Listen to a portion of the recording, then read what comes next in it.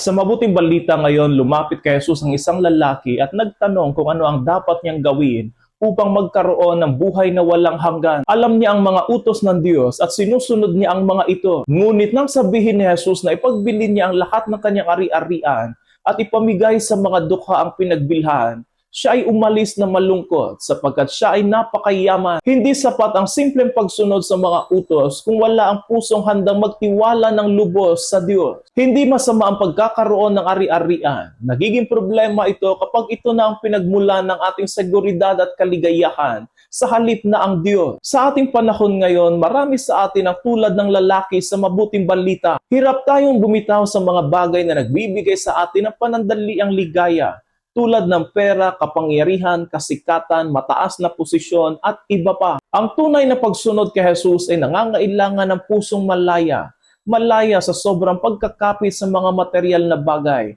at handang magtiwala na si Jesus ang tunay na kayamanan. Piliin natin lagi si Kristo higit sa lahat, dahil ang lahat ng bagay sa mundo ay lilipas. Ngunit ang kaloob niyang buhay na walang hanggan ay mananatili magpakailanman.